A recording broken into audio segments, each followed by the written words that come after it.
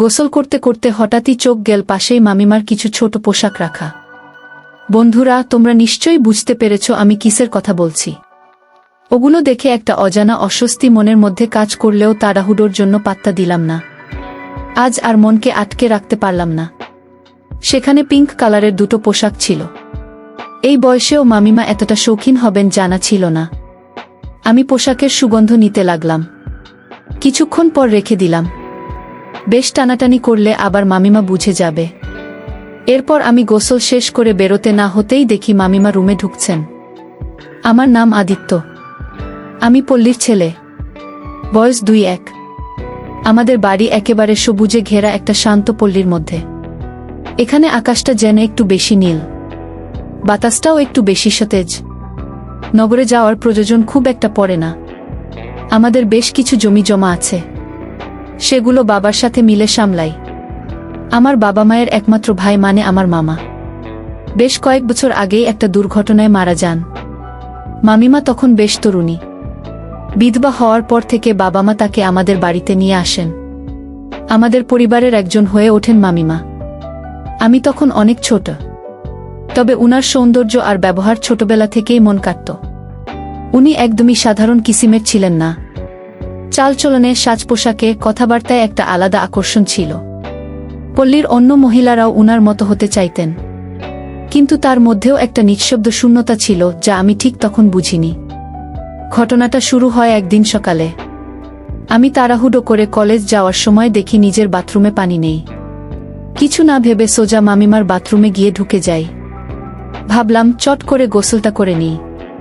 ঢুকেই দেখি মামিমা ঘুম থেকে উঠে চুল আঁচড়াচ্ছেন। ওনার চোখে মুখে তখনও ঘুমের রেশ।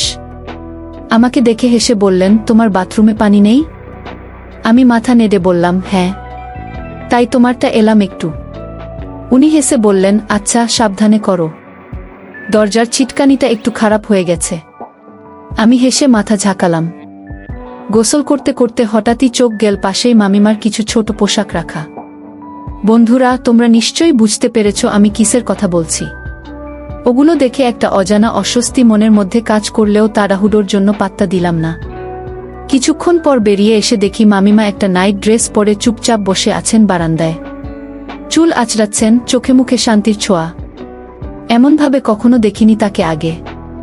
মনে হলো যেন চেনা একটা মানুষকে নতুন চোখে দেখছি। বয়স তখন খুব বেশি হয়নি তার, তবে শরীরে কিছুটা ভারী ভাব এসে গেছে যা তাকে আরও বেশি আত্মবিশ্বাসী ও আকর্ষণীয় করে তুলেছিল। চলতে চলতে হঠাৎ তিনি আমার নাম ধরে ডাকলেন। আমি কাছে গিয়ে বসতেই বললেন, তুমি আমাকে যদি বন্ধু ভেবে কিছু বলতে চাও নিশ্চিন্তে বলতে পারো। অপ্রয়োজনীয় সংকোচ করার কিছু নেই। উনার কথায় যেন মনটা শান্ত হয়ে গেল। সেদিন রাতে আমি ঘুমাতে পারলাম না। বারবার উনার কথাগুলো মনে পড়ছিল। মনে হচ্ছিল উনি যেন অনেকদিন পর কারোর সঙ্গে একটু খোলামেলা কথা বলতে চাইলেন। রাত তখন প্রায় 2টো। আমি আস্তে করে উঠে পড়লাম। নিজের অজান্তেই পা চল মামিমার রুমের দিকে। দরজায় হালকা টোকা দিতেই উনি নিজে এসে দরজা খুললেন। এখনো সেই নাইট ড্রেসে আছেন। চোখে মুখে এক অদ্ভুত প্রশান্তি। হেসে বললেন, আচ্ছা, দেরি হলো রে। ভাবছিলাম হয়তো আসবি না। আমি হেসে বললাম, আসতে মন চাইছিল। একটু সময় লেগে গেল। উনি হালকা হেসে বললেন, এসো কিছু কথা বলি। আমি বিছানায় বসতেই মামিমা বললেন, আলোটা নিভিয়ে দিব? আমি হেসে বললাম, দাও না, আরামদায়ক লাগবে। উনি আমার কাঁধে হাত রেখে একটু আদর করে মাথা নেড়ে পাশের ড্রয়ার থেকে একটা ছোট আলো বের করে দিয়ে বললেন, এই আলোতেই গল্প হবে। তারপর আমরা আরাম করে বসে অনেকক্ষণ গল্প করলাম। পুরনো দিনের কথা, পল্লীর কথা, ছোটবেলার মজার কাণ্ড সবকিছু নিয়েই চলছিল আলাপ। সেই রাতে যেন আমি মামিমাকে একদম নতুন করে চিনলাম। উনি শুধু আমার মামিমা নন, একজন নারী যার মনেও অনেক না বলা কথা জমে আছে। সেদিনের গল্প যেন আমাদের মধ্যে একটা ভিন্ন রকমের বোঝাপড়া শুরু করে দিল। আমি মামিমাকে মনে মনে অনেক দিন ধরেই পছন্দ করতাম। উনার মধ্যে এমন একরকম সৌন্দর্য ছিল যা শুধু চোখে নয়, মনে গিয়েও লেগে থাকত। পল্লীর অনেক মেয়ে মামিমার মতো সাজগোজ করার চেষ্টা করত। ওনার কথা বলার ভঙ্গি, হাঁটার ধরন সব কেমন জানা মোহময়। প্রায়ই মামিমার সঙ্গে আমার গল্প হতো। অনেক সময় হালকা মজা করে বিয়েশাদী নিয়েও কথা উঠত। মামার বিয়ের দিনটার কথা আজও মনে আছে। আমি তখন বাড়ির সব দায়িত্ব একা হাতে সামলাচ্ছিলাম। মামিমা তখন একেবারে নতুন, চোখে মুখে একরাশ আনন্দ, সেই হাসিটা এখনো চোখে ভাসে। কিন্তু ভাগ্য বুঝি খুব নিষ্ঠুর। ঠিক 1 বছর পরেই মামা হঠাৎই আমাদের ছেড়ে চলে গেলেন। পুরো পরিবার ভেঙে পড়েছিল, আর সবচেয়ে বেশি ভেঙেছিলেন মামিমা। কারণ মামা চলে যাওয়ার পর মামিমার আর তেমন আপন বলতে কেউ রইল না। তার নিজের বাড়ির অবস্থা ভালো না, মা বাবাও বেঁচে নেই। আমরা সবাই মিলে সিদ্ধান্ত নিই মামিমা আমাদের সাথেই থাকবেন। বাড়ির উপরের অংশটা পরিষ্কার করে আমরা ওনার থাকার ব্যবস্থা করি। আমি নিজে হাতে ওনার ঘরের দরজা, জানালা, খাটপত্র, জামাকাপড় সব গুছিয়ে দিলাম, যাতে ওনার কোনো অসুবিধা না হয়। উনি নতুন করে একটু একটু করে আবার নিজেকে গুছিয়ে নিতে শুরু করলেন। আমি চেষ্টা করতাম ওনাকে সবসময় হাসি খুশি রাখতে। মামিমা এখন আমাদের বাড়ির উপরতলায় থাকেন, আর উনার হাসি মুখ আবার ধীরে ধীরে ফিরে আসছে। এই দেখেই আমাদের সবচেয়ে বেশি ভালো লাগে। মাঝে মাঝে মনে হয় মামা চলে যাওয়ার পরও মামিমা কিভাবে এতটা ধৈর্য ধরে নিজেকে সামলে নেন, এটা ভাবতেই আমার বুক ভরে যায়। আমি জানি একা থাকা কতটা কঠিন, তাই ওনার পাশে থাকার চেষ্টা করি সবসময়। একদিন সকালে আমি গোসলের জন্য তৈরি হচ্ছি। হঠাৎ দেখি আমাদের বাথরুমে পানি নেই, কিন্তু আমাকে কাজেও যেতে হবে, গোসল করাটা জরুরি। তখন মনে পড়ল মামিমার বাথরুমে তো সবসময় পানি থাকে। আমি ওনার ঘরের সামনে গিয়ে বললাম, মামিমা, আমাদের বাথরুমে পানি নেই, তোমার বাথরুমটা একটু ব্যবহার করতে পারি? উনি হেসে বললেন, অবশ্যই পারো, কোনো সমস্যা নেই। আমি তোয়ালে নিয়ে ভেতরে ঢুকে দরজাটা সাবধানে টেনে দিলাম, কারণ ছিটকানি কিছুটা নষ্ট। তাড়াতাড়ি করে গোসল করে নিচ্ছিলাম যাতে কেউ ভুল করে না ঢুকে পড়ে। আজকেও খেয়াল করলাম মামিমার সেই পোশাক রাখা। হয়তো তিনি আগে ঢুকতে চেয়েছিলেন, কিছু আমি ঢুকে পড়েছি। আজ আর মনকে আটকে রাখতে পারলাম না।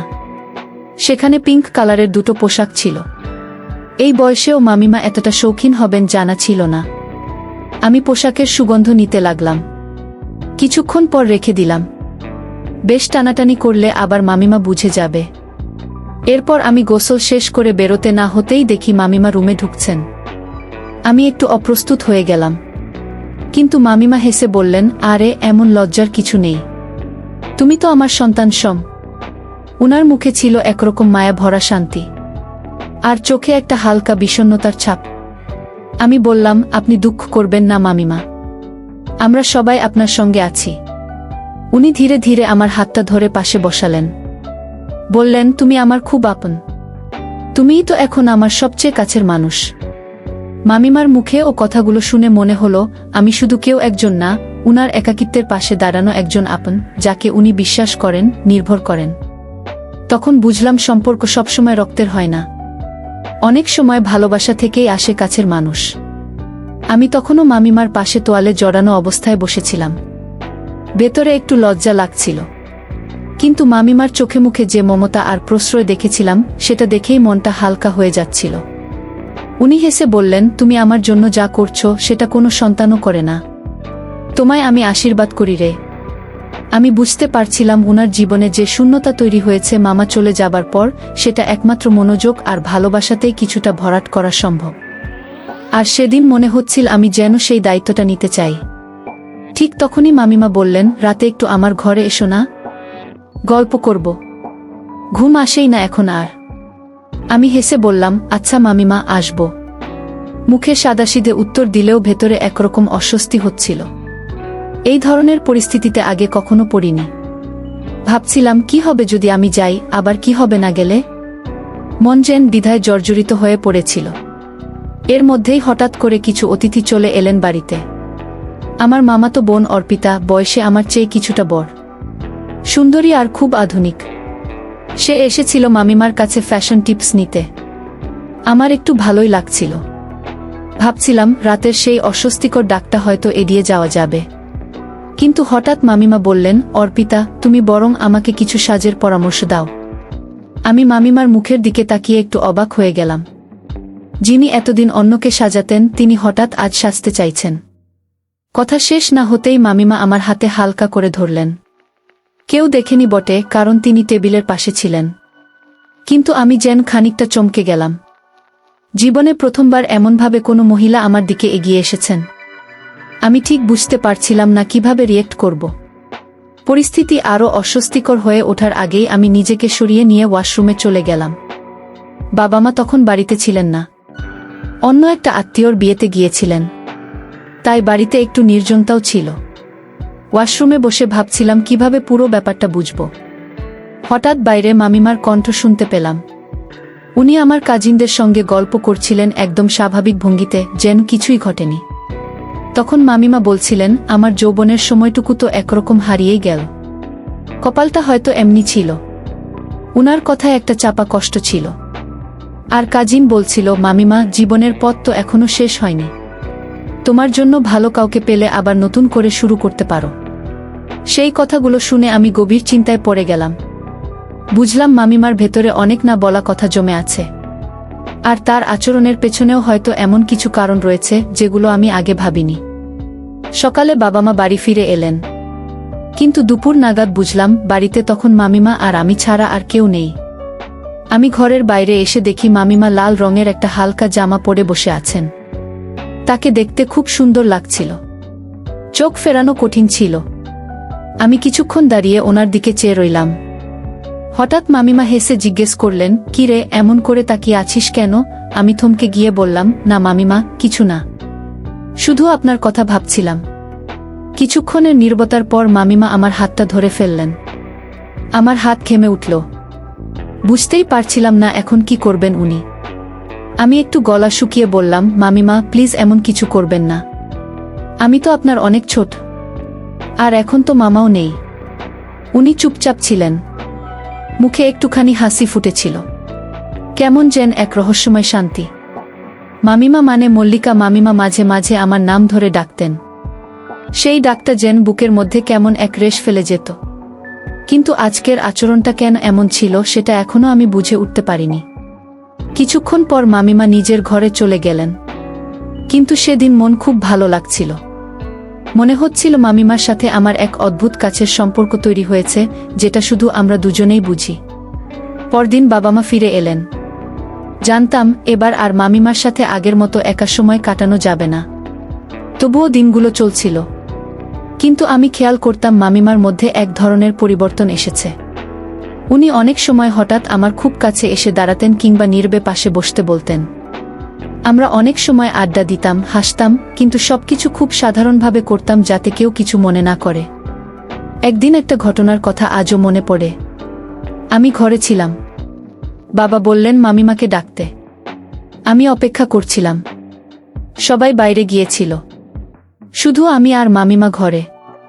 মামিমা সেদিন একটা হালকা রঙের কুর্তা পরেছিলেন, যেটা ওকে খুব মানিয়েছিল। আমি তাকিয়েছিলাম। উনি হাসি মুখে বললেন, আদিত্য, আজ আমি খুব খুশি। জানো, কখনো কখনো মনে হয় তুমি আমার খুব কাছের কেউ। আমি একটু চুপ করেছিলাম, তারপর হেসে বললাম, আপনাকে এমন হাসি মুখে দেখলে আমারও ভালো লাগে। তারপর উনি ফ্রেশ হয়ে এসে জিজ্ঞেস করলেন, কেমন লাগছে আমাকে? আমি বিনা দ্বিধায় বললাম, খুব সুন্দর লাগছে আজ আপনাকে। সেদিন আমরা অনেকক্ষণ গল্প করেছিলাম।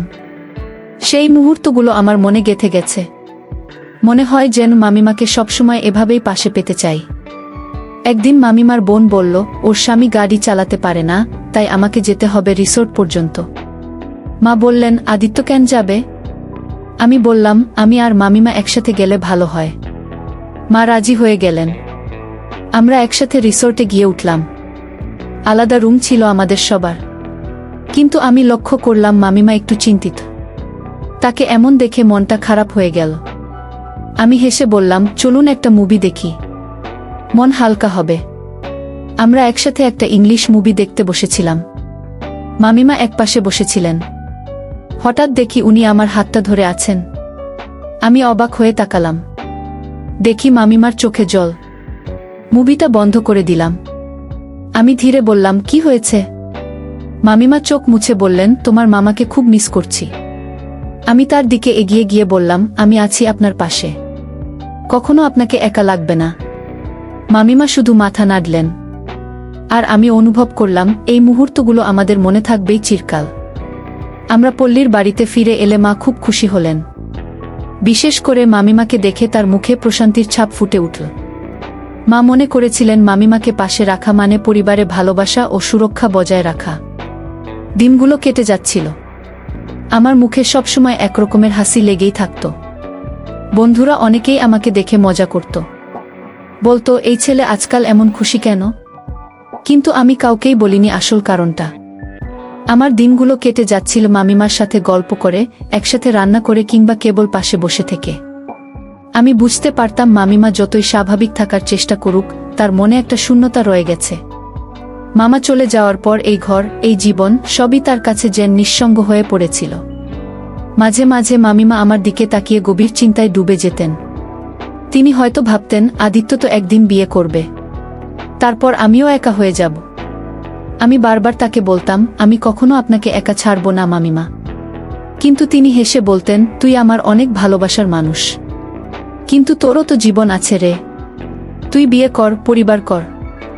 একদিন মামিমা নিজের হাতে আমার জন্য এক মেয়ে খুঁজে আনলেন। আমি প্রথমে রাজি হইনি। মামিমার মুখে আমি অনেক কষ্ট দেখতে পেয়েছিলাম, কিন্তু তিনি হেসে বললেন, আমার মতো একা থেকে যেন তোকে কাটাতে না হয়। আমি তখন বুঝেছিলাম তার ভালোবাসার গভীরতাটুকু ঠিক কতটা নিঃস্বার্থ। আমার বিয়ে হলো। স্ত্রী ভালো, শিক্ষিতা, সুন্দরী। কিন্তু আমি বুঝতাম যে শান্তি মামিমার সান্নিধ্যে পেয়েছি তা জীবনের আর কোথাও পাইনি। তবুও আমি সংসার চালাতে চেষ্টা করছিলাম। কিছুদিন পর একদিন এমন একটা পরিস্থিতি তৈরি হলো যেখানে আমার স্ত্রী মামিমার প্রতি আমার অতিরিক্ত যত্ন ও আবেগ দেখে ভুল বুঝে ফেল। আমি অনেক বোঝানোর চেষ্টা করলাম যে আমরা শুধু একে অপরের মানসিক ভাষা, কিন্তু সে বিশ্বাস করতে পারল না। সে চলে গেল। পরিস্থিতি আরও খারাপ হলো যখন বাবা মাও জানতে পারলেন। তারা মামিমাকে ভুল বুঝলেন, বললেন ওকে এই বাড়িতে আর রাখা যাবে না। আমি চুপ করে সব শুনলাম। এরপর সিদ্ধান্ত নিলাম, এই বাড়ি যদি এমন নিষ্ঠুর হয় তবে আমি আমার শ্রদ্ধার মানুষটার পাশে থাকব। আমি মামিমার সাথে আলাদা হয়ে গেলাম। শেষ পর্যন্ত আমি মামিমাকে আমার জীবনসঙ্গী করে নিলাম। মামিমা বিধবা ছিলেন, কিন্তু তারও তো জীবন আছে, নিজের মতো করে বাঁচার অধিকার আছে। আমি শুধু সেটা মেনে নিয়েছি, আর কিছু না। বন্ধুরা, আজকে এই পর্যন্তই। আবারও আসবো তোমাদের মধ্যে নতুন কোনো ভিডিও নিয়ে। ভিডিওটি যদি তোমাদের ভালো লাগে তাহলে একটি লাইক দাও। প্রতিদিন আমি তোমাদেরকে একটা করে নতুন গল্প উপহার দিব, তাই তোমাদেরকে অনুরোধ করে বলছি, তোমরা যদি এরকম ধরনের ইন্টারেস্টিং গল্প পেতে চাও তাহলে দয়া করে আমার চ্যানেলটি সাবস্ক্রাইব করো। পরিশেষে তোমাদের সকলের সুস্বাস্থ্য কামনা করি। ভিডিওটি দেখার জন্য তোমাদের সকলকে অসংখ্য ধন্যবাদ।